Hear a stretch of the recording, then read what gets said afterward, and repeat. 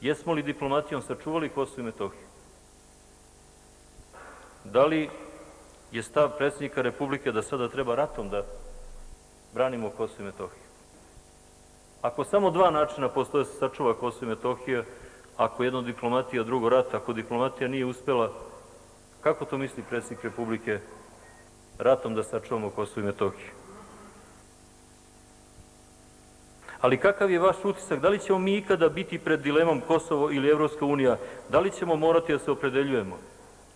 Odgovor, mislim da se takva stravična dilema, mislim pomalo i morbidna dilema, neće postavljati pred Srbiju.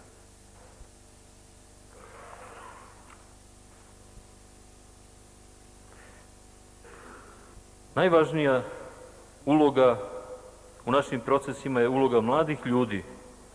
Poštujem svoje pretke i kosovski mit, ali mi je mnogo važnija budućnost moje dece i ulazak u Evropsku uniju.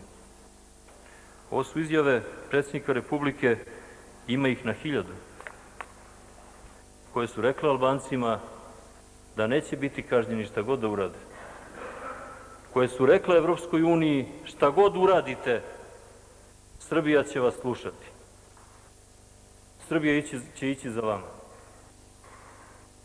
Srbija mora da pokaže brigu za svoj narod. Mi moramo jasno i glasno da kažemo da nikada ni jednog građanina Srbije nećemo ostaviti na cedilu. Ne jednodnevnim odlaskom na Kosovo i Metohiju, nego apsolutnim angažovanjem. Bilo je cinično juče čuti jednog od ministara kako kaže: danas smo shvatili da Srbi na Kosovu mogu da se bave poljoprivredom i da im trebaju poljoprivredne mašine. Ako je zato trebalo ići na Kosovo i Metohiju, što me niste pitali ovde u Beogradu šta je bitno? Vi treba da znate da noćas niko tamo ne spava mirno. Ja bih volio da niko od nas ne spava mirno. Ne zato što ne zna da li će automobil da mu neko udari kamenom dok prolazi ulicama Beograda, nego zato što zna da je deo njegovog tela na Kosovu i Metohiji, deo njegove duše na Kosovu i Metohiji. Ako svi shvatite da nam je deo duše na Kosovu i Metohiji, ja se ne brinem za borbu za Kosovo i Metohiju. Ako svi shvatite da je dete čoveka iz prilužja vaše dete, pa ne mora da se školuje u Švajcarskoj, ali da mu se obezbedi mir, sigurnost i bezbednost, ja se onda ne sekiram i ne strahujem za sudbinu Kosova i Metohije. Ali te mlade Srbije više ne napadajte, jer oni su danas osvetlali obraz Srbije. Niko ih od nas nije organizovao danas. Imali su veličanstvene skupove širom Srbije. Pokazali, oni najmlađi,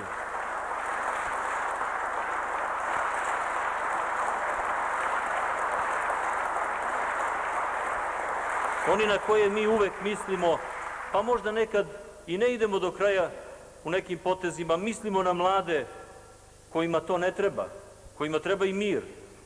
A oni nam pokazaše danas da oni mnogo bolje razumeju situaciju nego mi. Da oni mnogo više brinu o Kosovu i Metohiji. Možda su nam skinuli teret sa leđa danas. Možda su ovim gestovima danas rekli: nemojte vi da se pravdate, kad ne branite Kosovo i Metohiju, da se pravdate nama. Ne, mi vam odobravamo, branite Kosovo i Metohiju. Branite vi, naši očevi, da ne bismo mi kao očevi svoje dece morali da branimo Kosovo i Metohiju. I svaki državnički posao koji možete da obavite, ne ostavljajte svoje dece.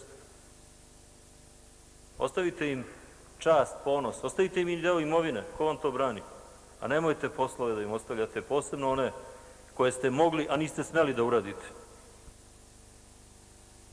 Mi vas pozivamo, građane Srbije, vas valjda ne moram da pozivam u četvrtak na miting, ovde u 17 sati, da pokažemo šta Srbija misli o otimanju Kosova i Metohije. Nisu to one slike koje ste slali noćas u svet, razbili 5 stakala na nekoj ambasadi. Na jednoj strani Albanci grle i ljube zastave Evropske unije, dok nisu počeli da pucaju, onda su sve svetske televizije pogasile kamere. A na drugoj strani divljaci Srbi razbili 5 stakala u Beogradu. 5 stakala za 15% teritorije. Mogli su i 15 stakala da razbili. Za svaki procenat teritorije po jedno staklo. To bi valjda bilo u Evropi dobro prihvaćeno. Računajte kalendar od 17. februara. do dana kad ćemo da oslobodimo Kosovo i Metohiju. Bolje mi, nego da nas neko najuri odavde i da dođe neko ko će umeti da se bori za Kosovo i Metohiju. Na nama istorijska odgovornost. Hteli smo da budemo poslanici, mislili smo biće lagodno, biće lepo, nije lagodno. I gospodo ministri, sad vidite koliko je težak ministarski posao. Sad se pokažite junaci. Lako je